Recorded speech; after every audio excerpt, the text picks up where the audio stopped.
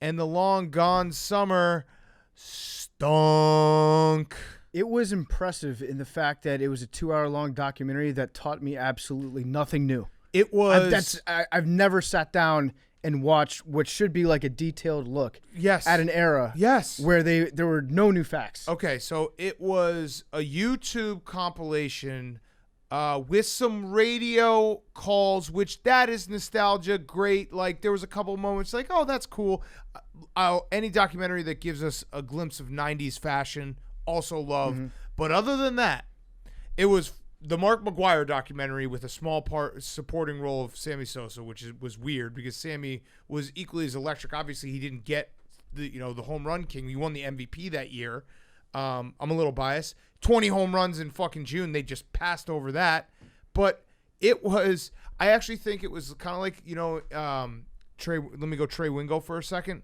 Anchorman, when he hits the conch shell and News Team Assemble. Yep. They did that for this documentary. It was just white old sports writers assemble. And it was just a fucking who's who. If you are an old, like 60-plus white sports writer and you weren't in this documentary, fucking retire, dude. You fucked up. You're done. Rick Riley is so pissed off right now watching this. Costas and George Will are like the greatest. That is a Jordan and Pippen of white old guy sports writers, and Costas almost crying about steroids. Bob Costas definitely cold called his way into that documentary. He found out that there was a documentary that would be premiering on ESPN that was going to be heavily centered around St. Louis Cardinals baseball. And that was like the bat signal for Bob. It was a tiny, like a 5'2" bat symbol that shot up into the sky. And Bob was like, I must be there. It was crazy. I'm just thinking now, how could they have all those broadcasters not have Joe Buck? Like, he was in the documentary. Yeah. His His dad was crying. St. Louis, he was there. You know what? Yeah. I blame Joe Buck for not uncovering. Well, no, he probably knew. He's Joe probably like, Buck this documentary is trash. Yeah. I'm not trying to be one of these scrubs in this documentary. Joe Buck was complacent, interviewing both Sammy and Mark McGwire, and didn't ask him about steroids. For shame, Joe Buck. It is crazy, though, that was... I want to watch a documentary about the steroid era of baseball. It's a fascinating point in time. The summer of '98 saved baseball. It truly did. I know that sounds crazy, but it really did like capture the attention of a nation. Think about this.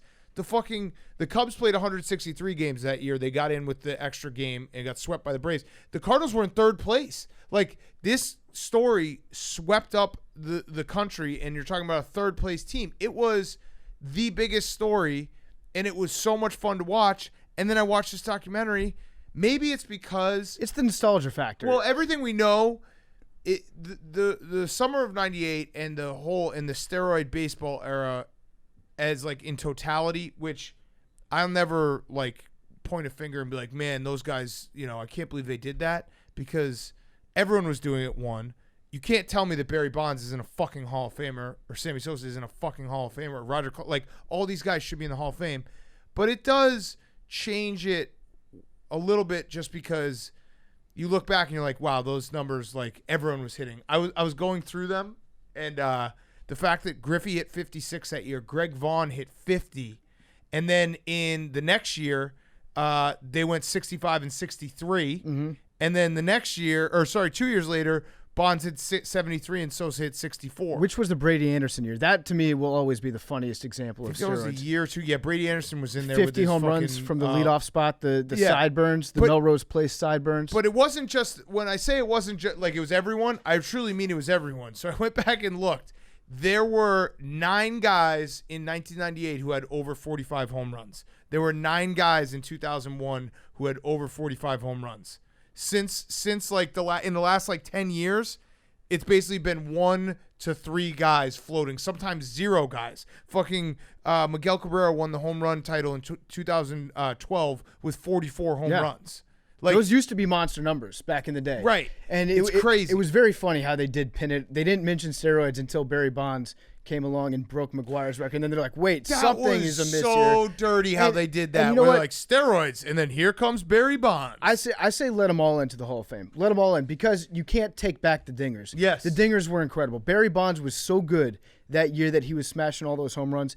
They walked him, I think, twice with the bases loaded that year.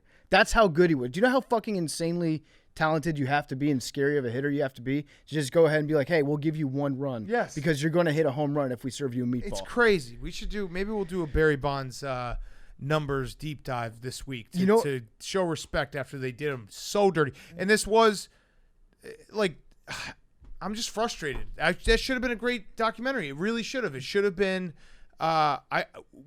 They spent the last fucking 15 minutes talking about steroids. That's it. They swept it on the rug so fast. It was crazy. It was like, oh, here's this feel good stuff. That was a documentary that if we didn't know they had done steroids, it would have played because we've been like, whoa, Yeah. what? The ending? But we're watching the whole first hour and 45 minutes being like, yeah.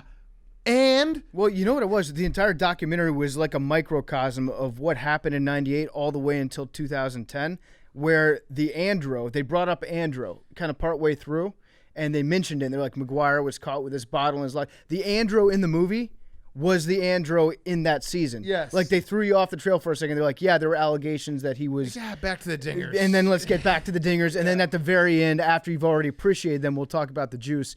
The best part in this documentary, as far as my money goes, was just seeing King Griffey Jr. swing the bat. Mm-hmm. That was so sexy to watch. Like, when you were a kid and King Griffey Jr. was in his prime, you would go take batting practice and you'd turn your hat backwards, and your swing would instantly be as good as King Griffey Jr.'s. The GOAT swing. I'm just frustrated with the whole documentary because it could have been great. How many balls? How many on the ball One scale? and a half. Maybe I'm just frustrated because like Sammy wasn't in the documentary, and Sammy is electric.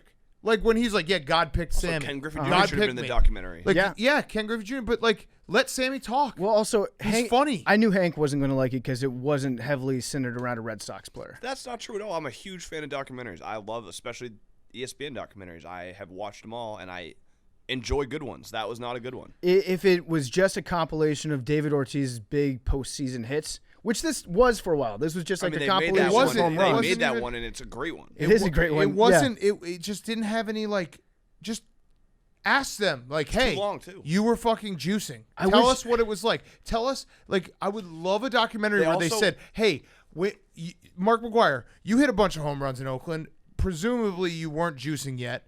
What did it do for you? Oh, wait. when you started. Well, he was But pretty skinny. when he met Jose Canseco, Oh, they yeah, started yeah. juicing. But they he hit juiced 30 together. home runs They were as a shooting, rookie. They Also, were like, his injecting each other in teammates- the ass with steroids But in yeah. the open in the locker room. They But should like, have had some of his teammates like talking about the perspective of watching him take steroids in the locker room every day. Like there Right. should have been. Yeah. There was no, like you said, PFT. There was no new information. Yeah, it's given like in that when documentary. Ken Caminiti wrote that thing, or he went on the record in Sports Illustrated. He said there are guys where you know that you're not allowed to slap him in the ass because it'll be too sore from the injection site. Yeah. I'm sure that Mark McGwire was one of those guys. The only other thing I wrote down for this documentary was I forgot that the 62nd home run for McGwire, the fucking kid, Cuck Hall of Fame. I know that like it's cool, like he gave it back, gave the ball. He passed up $1 million. Yeah. $1 million, and then I went and I googled it. It's someone wrote a story 18 years later. This is like 2017 or whatever it may have been, or 50. I can't do math. Same. But he said that giving the ball back led to several opportunities, including a face-to-face with President Bill Clinton. That aged well. Well, at least it was face. Pedophile Island with it was- Jeffrey Epstein. At least it was face to face. Yeah, that aged well. And he also received a red minivan from Chrysler. That's pretty sweet. Those Chrysler Town and Countries, I used to have one of those. Oh, man. The mistake was the red one. You should have got the wood grain paneling on the side. Fuck. Now that's paper. That guy, though, he just, like, I know it's the right thing to do, and it's the old, like, if you found $50,000 on the ground, like, would you give it in? Like, I don't know, man. You had a fucking ball. Like, it's still going to probably go to Cooperstown. You Yeah. can sell it to Mark McGwire. Well, there was a lot Sell of it to baseball. There was a lot of talk that summer about what are you going to do? Oh, imagine if you caught the 61st home run. Yeah. And then somebody catches that and they're like, oh shit, that's not going to be the most valuable one. The 62nd one where he actually breaks the record. Now that's the one that you can retire off of. Right. Then they get that ball out into left field and you can't retire on that one because the real valuable ball in theory would have been the last one that he hit. Or that 73 year. by Bonds. Or 73 So by Bonds basically, a couple what years later. we're finding out is like all of the get-rich-quick schemes in the 90s, which were trying to get like home run baseballs that would sell for a ton of money. Beanie Babies. Beanie Babies, Pets.com, and McDonald's Monopoly were all a sham. That sucks. Fuck. Fuck. Our entire childhood was a lie. Yeah, well, I'm glad I didn't get any of those things then. Yeah, I was one of true. the smart ones that didn't True. catch a valuable home run ball. Yes. But yeah, I don't know. I'm just disappointed. It's rare that 30 for 30s miss, and I still love like I still there were think they moments. should change the name. There were moments. Dumbest Oh, thing of all by time. the way, They've made like 130 for 30s. dude, What was the name of it? Long Gone Summer? Long Gone Summer. What was the Sounds like a shitty that was like Eagles song. that was like the 97th 30 for 30. what was 30 the years, 30 and filmmakers. Then, and then Kid Rock makes gonna a make sick 700 remix. yeah, Sundays. he combines that with Freebird. Yeah. What was the thought process behind splicing in modern day Wrigley like into nostalgic shots? It was so bizarre. Like that, I don't understand who they were. I didn't trying to pick up fool. on that when they were. They doing were that. like, there was a fucking kid in Chris Bryant jersey. They're like, but it wasn't like, oh, here's today. It was shot of Sammy in '98, shot of the bleachers today, shot of Sammy in '98. So they were showing the shots of today as B-roll. It was in the documentary crazy. from back then. Okay, It's crazy. You know what I was really mad about? They didn't ask Sammy about his explanation because Sammy has never tested positive publicly for steroids, right? Correct. Never tested positive. His excuse. And the cork was a show bat. Yep, there was a show bat that he used in batting practice only. When they were, You want to show or no? no, I do want to show. Okay, I want to there see you the go. dingers. You answered your own I'm question. on the record as being pro dinger, but they didn't show when he was asked about the mysterious weight gain that he had when he got to Chicago, how he put on like 30 pounds of muscle. Do you remember Hot what his dogs. explanation was? Yeah, it was hot dogs. Well, his hot dogs, and also he said that he had a bad wisdom tooth his whole life. And then he finally got it taken Yeah. care of when he got to Chicago, He can eat. and he was able to finally eat. So he put on 30 pounds of muscle in an offseason. Sammy is hilarious. Yeah, I know he is. Fucking sneezed and broke his back. The jukebox is actually like, they should do a 30 for 30 on Sammy's jukebox that no one was allowed to touch, and then someone smashed it, and it's like the big, like, him leaving the last game of the season, his last Cubs game, and they still won't bring him back, which is another weird one. Just like, why would you ignore a piece of your history?